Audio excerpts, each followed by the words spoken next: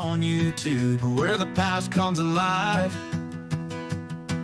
Brian's Knife showcasing them vintage pocket knives. Every blade tells a story, rusty but grand, reminding me of the knives once held in my dad's hand. All right, welcome back to Brian's Knives. Been a little busy with work and stuff, but wanted to jump on and show a knife off today. And I got a couple of Barlows out, as you've probably noticed. You've seen both of these before. Ironically, I think this case, Barlow, if it's not still at the very top of my list on YouTube, it's pretty close. It's the video that has had the most views of all the ones that I've done. So I'm not real sure why. I guess maybe Barlow's just, is popular and people are searching for it from time to time. But definitely like one of my top videos, which I think is pretty interesting. But let me show you what came in the mail. I think it's a pretty good one. If you haven't seen a bunch of these videos yet, I bet you're going to. But let's start with the box. So one of my favorite things on any box is seeing that made in USA. And this knife is, it's made by our good friends at Bear & Son. And I know you've been seeing a lot of videos about their large Barlow they put out back, I don't know, it's been a few months ago now. Very popular knife, been well received by most people in the knife community. But they had their regular Barlow on this fantastic sale, 50% off. Normally is $58.99, and for the sale it was like $29.95. So I couldn't resist that, and so I bought this guy. And let's see here. I'll just let you have a little look here to start with. So I've got Barlow etched in the bolster there. Turn it over.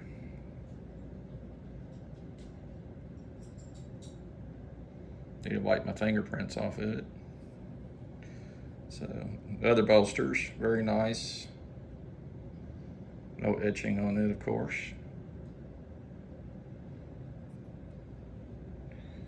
Take a look at the blades.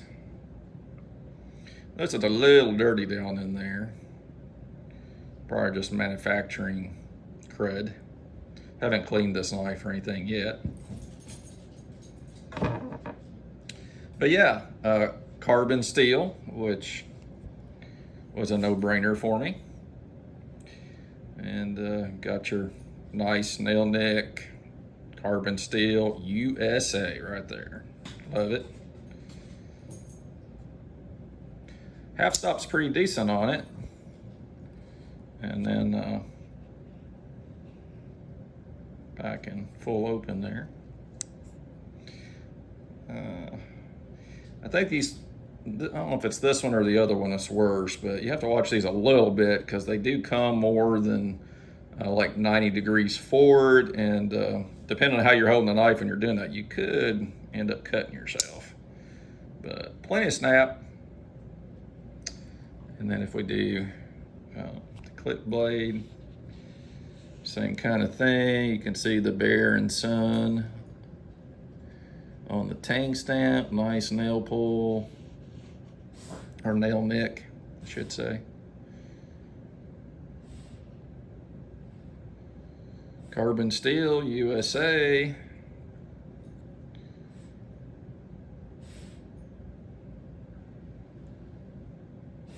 So now let me say, before I kind of, pick at it a little bit, let me just say that there is nothing wrong with this knife.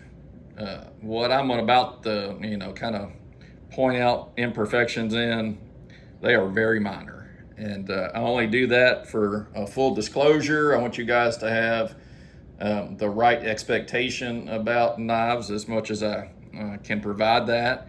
And so I look for the least little imperfection in these. And so I'm going to point out a few right now that, you know, if I wanted a perfect knife, a pristine knife, these are a few things I've noticed about it. One of those is this shield, and the transition to it could be better. It's not horrible. It's just a little bit rough right there. And certainly, you know, like I said, these are minor minor imperfections we're talking about. But yeah, it could be better. And then I also noticed, I don't think it's on this side, the pins all feel fine here. Transition's good here between this red bone and the bolster. So no real complaints there. I believe, if I remember right, blade alignment is pretty dang good. Yeah, I mean, it's just not much to pick about. So let's see here. So that's pretty good. I think it was this side maybe. So if you rub your finger across, that pin is the slightest bit proud. Just enough to feel it, really.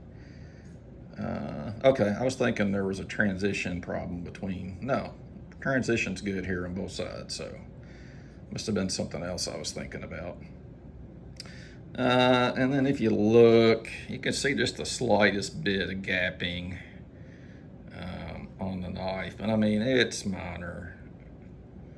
I mean, I can't remember the last case knife that I bought new that, you know, was better than this one is.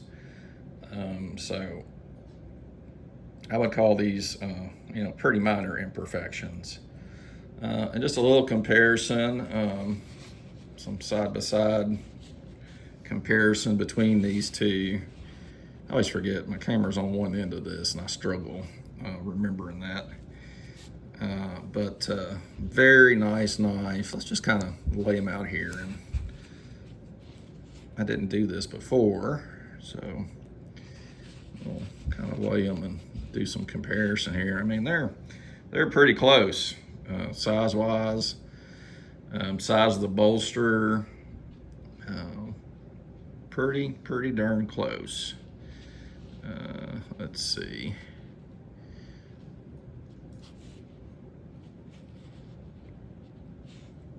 So yeah, if we can really tell much here on camera, but two very nice knives, as you can tell there. I forget what the case one cost, but it was way more than $29. Much closer to the $100 range, I think. So, like I said, for the money, I don't know if you can beat a Baron Son. For a USA-made traditional slip joint pocket knife, it's pretty tough to beat.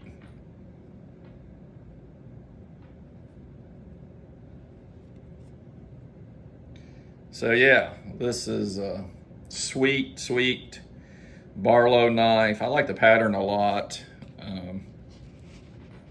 Been around forever, and I thought you guys might appreciate seeing that. I don't know if the sale is still on, if they still have stock or not. I bought this one from Red Hill Cutlery. So if you want one, you might want to check them out and see if they still have those in stock.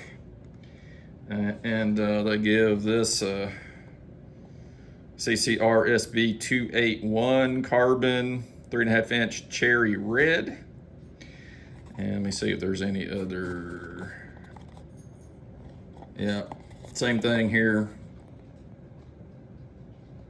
on the end of the box. Yeah, so that should be everything you need to get one of those ordered.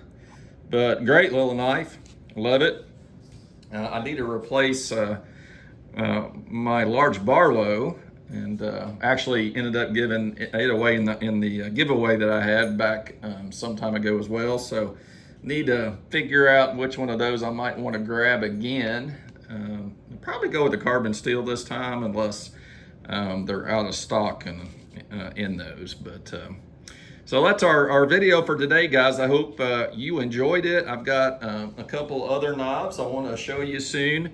I did figure out, or I ordered an EDC fixed blade. I've never carried a fixed blade like that, and I got some opinions and recommendations from the knife community about, which one should I look at buying as my first fixed blade EDC, and got some great feedback. All those knives were, top knives. I think any of them would have worked well.